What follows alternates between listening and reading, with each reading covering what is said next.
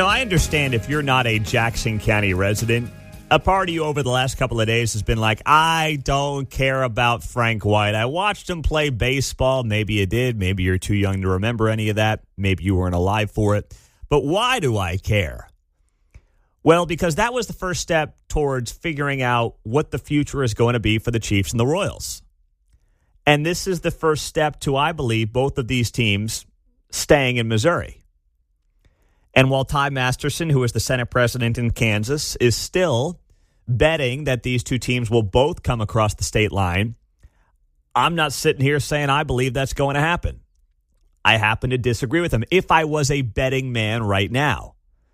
I think these teams were waiting for the recall of Frank White on Tuesday. And now with Kay Barnes, the former Kansas City, Missouri mayor from the late 90s, early 2000s, set to step into that role as the interim county executive, to me, that's a sign that these two teams will ultimately want to stay. There is a relationship there between the franchises and some of the power players around Kansas City and Kay Barnes, and it is a very good step in the right direction. That being said, ultimately, the teams have to figure out what they're going to do and share some of that with the public, which, of course, has not come close to happening over the last few months. In fact, it's mostly been the Royals just pushing back the timeline as much as they possibly can, with absolutely zero information being shared with the public, which is a crime, based on how they started this process by saying, we want to be transparent. We want to go around and have a listening tour. Remember that 2.5, 3 years ago? Boy, that seems like a lifetime ago, doesn't it? The Royals listening tour, John? Well, they just rented the bus for a year and a half, I guess. I don't know. Not coming around soon. Haven't been to our area lately, say that much. Can't get them on the show. Can't get a soundbite. Can't get a statement out of them. Nothing. So now I think the real work starts. And you heard from voters over the last couple of days on local television, and you hear from them all the time on this show, where people are sitting there and they're saying, okay, whatever these teams want to do, could they just tell us sooner rather than later? The earliest we're looking at for a vote is probably going to be April for either of these two teams on the Missouri side of the state line. Whether it's Jackson County, which if the Chiefs are going to stay in Missouri, it will obviously be where they're at Arrowhead in Jackson County. For the Chiefs, it's obvious. It's either Jackson County, stay at Arrowhead, or go out, build new at the Legends. That's it. For the Royals, there appear to be three options at this point. Overland Park, 119th and Knoll, which I've dubbed the worst location for a baseball stadium in the history of mankind. There is downtown Washington Square Park. Okay, you got the downtown feel, but you're limited in terms of what you can build, just based on space. And then you have North Kansas City, which continues to be attractive. You can build your own Wrigleyville-style setup there. You have the land that you need. You're close enough to downtown. You have some skyline. But do you want to go up north? And will Clay County voters vote for a sales tax that you will need if you're the Kansas City Royals? Those are the two biggest hurdles there. But that's where we're at right now. But still, when you hear from a lot of people, whether it's on this show or you see them on television, a lot of people are just exhausted by all of this. And that's why the teams would be wise to use the month of October to finalize their plans. We all knew the Frank White recall was happening. I hope like heck we don't get the Chiefs or the Royals saying, well, this recall completely changes what we were anticipating, and now we've got to reevaluate what we're going to do. Everyone and their mother who has any pulse of this town knew that Frank was done. They knew that it was over for Frank White. All right? I mean, unless they're using the same people that advised them on their 2024 vote, which I think was Axiom and Jeff Rowe's team. So unless Jeff has lost his fastball that much that, he told him, well, we don't know about Frank. Frank might make it. I mean, anyone who's got any pulse of this town understands that Frank White was a dead man walking going into that recall vote. I didn't think it'd be 85%, but we all knew he was done.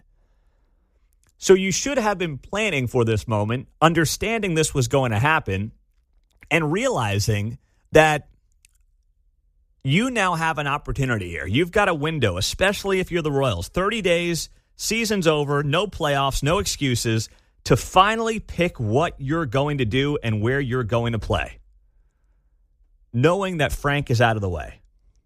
And if they want more time, then I don't know if they can be helped. I really don't. That's what I was going to say. There's not more time because the successor goes all through 2026.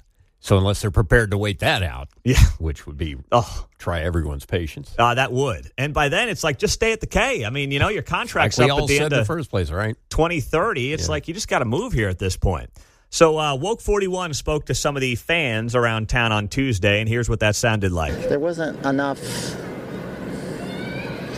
creativity or effort. The Royals did such a terrible job. I mean, they've got all the money in the world to spend, and they still couldn't get a message out anybody can understand. I think the people felt, or at least I felt, that most of the stadium discussion and negotiations were not really public.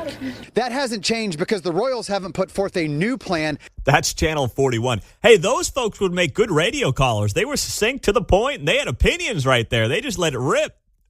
The Royals had no plan anybody could understand, said that one lady. That was great.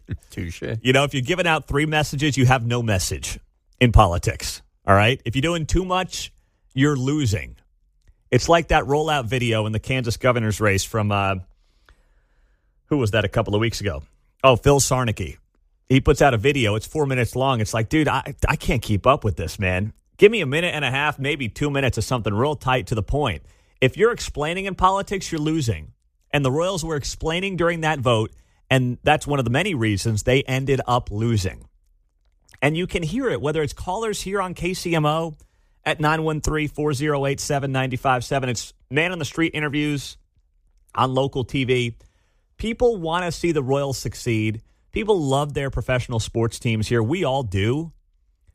But at some point, if you're a multi-billion-dollar operation and you are asking the taxpayer for help, you're 3 years into the process.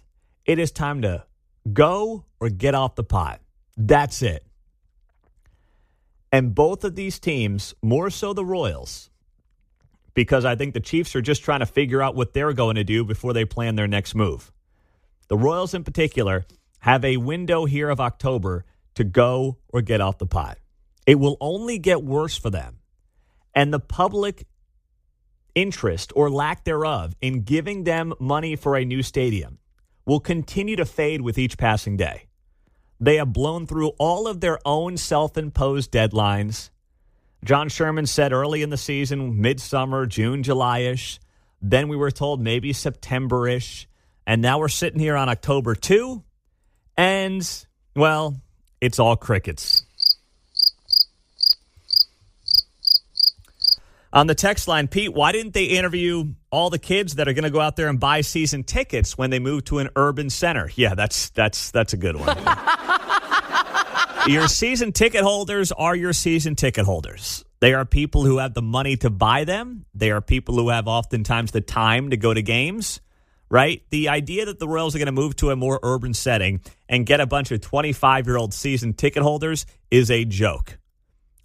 These are people who are just trying to stay ahead of the inflation curve. They're trying to save money for, an apartment or a home one day. They're not buying Royals season tickets. So that's a good joke on the text line. I like that, John. Yeah. And those issues aren't the city. They're clearly Major League Baseball's or any of the sports leagues' issues. Oh, yeah. Right. And particularly with baseball, the fan tends to be older. Yes.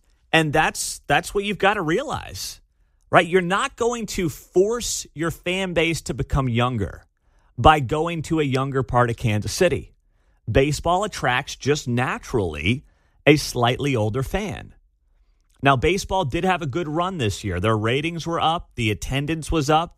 I think a lot of that was driven by larger market success around the sport. New York, Chicago, Boston, L.A.